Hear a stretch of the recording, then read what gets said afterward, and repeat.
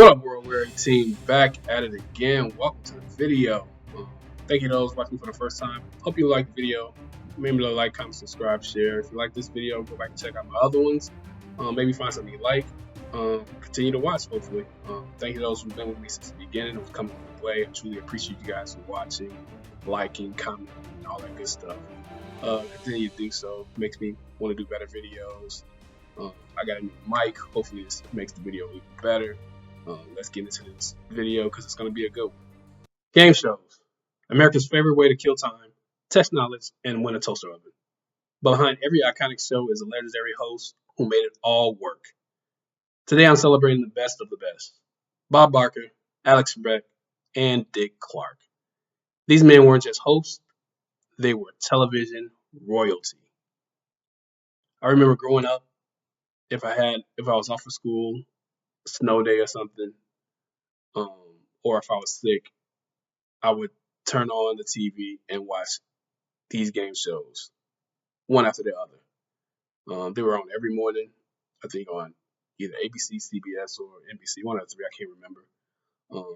But I definitely remember watching The Price is Right. It came on at 10 o'clock every morning, and I love Bob Barker. So I'm going to talk about those three of the best game show hosts to ever do it. All right, so the first guy I'm going to talk about is going to be Bob Barker. Born December 12, 1923, died August 26, 2023. 99 years old. He lived a nice, full, great life, in my opinion. To live to be 99 and to do what you love doing for all those years, it had to be a good life. So his famous motto was help control the pet population, have your pet spayed or neutered. That was the thing he said after every show. It was homage to his wife who died, I guess, sometime when he was on the show, and she was a big pet person. So it was a homage to her when he did that. He did that every show from when I was little. I can't remember him not doing that. I remind you to help control the pet population. Have your pet spayed or neutered. Bye, buddy. Bob Barker became the host of Price is Right in 1972, and he remained the face of the show for 35 fucking years. That's longer than like a majority of marriages. That's a long time to be at your job, the same job every day. He hosted from 1972 to 2007, won 19 Emmy Awards with over 6,700 shows. Bob had a calm charm. He was never overbearing, never too flashy, but he made everyone feel welcome. Whether it was grandma or a college kid, Barker treated everyone like a friend. Outside the studio, Bob was a passionate animal rights activist. Every episode, he reminded us to help to spay and neuter your pets.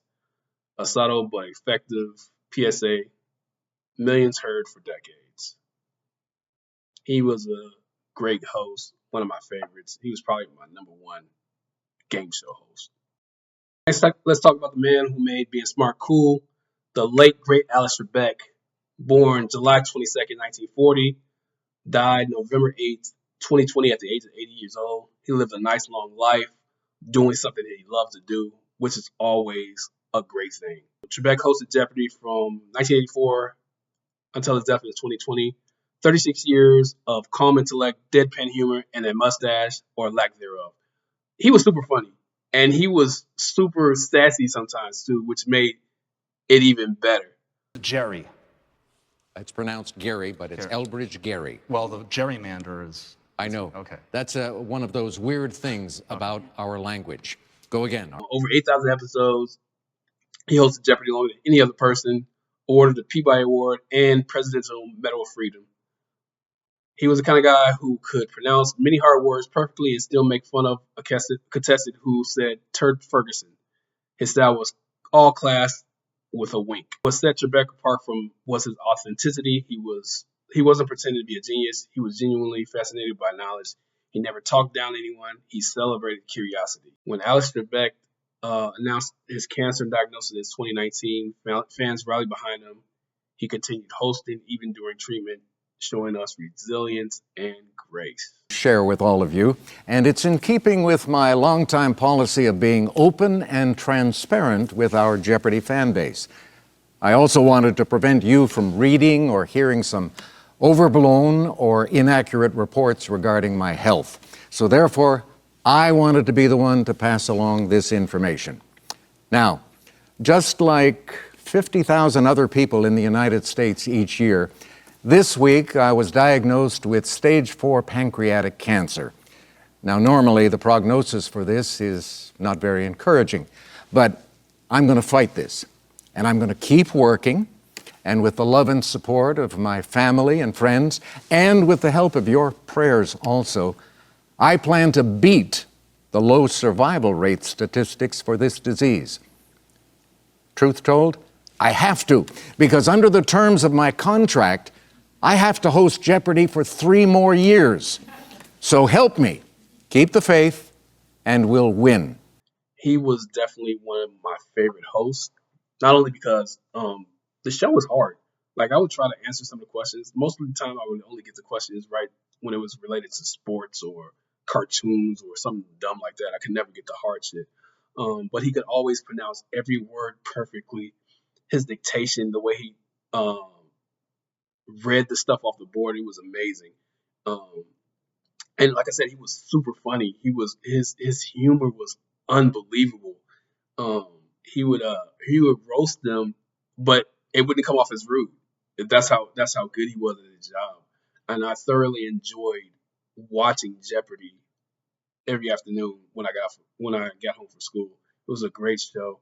I haven't watched it, the new iteration with the Ken Jennings or the Blossom girl, because I like the original, and that goes for any of these talk shows. I love the original host of Jeopardy, which is Alex Trebek, will always be Alex Trebek to me, and I probably will never watch the show again. He was a fantastic host. He was funny. He was witty. He was just good to watch. You would watch it for the game, but you would also watch it for him just to see what snarky remark he would make on the show. He was just he was one of the greatest talk show hosts ever. Lastly but not least, we are a man who mastered more than just game shows, Dick Clark, the ultimate taskmaker of American television. Born November 30th, 1929, died April 18th, 2012, 82 years old. He lived an awesome life. 82 years old is a nice amount of time on this planet, and it seemed like he did everything that he enjoyed doing. Um, Clark wasn't just a game show host, he was the host. Whether it was introducing the next big rock star, counting down to midnight, or guiding contestants through a pyramid of categories, he did it all with signature ease. Pyramid was fast-paced and smart, and Dick Clark was his anchor. He kept things moving without ever seeming rushed. Cool, clean, classy. But more than anything, Clark was a trailblazer. He introduced integrated audiences on TV in the 50s, gave musicians of all backgrounds a platform, and helped define pop culture for generations.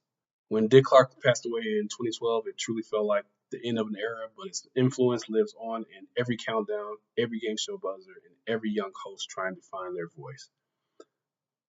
Dick Clark was amazing, not only in the thing he did before I was born and allowing black people on American Bandstand at a time when nobody wanted to have black people on their shows. He allowed them to have a voice. He allowed them to perform and sing, and he seemed like a genuine guy.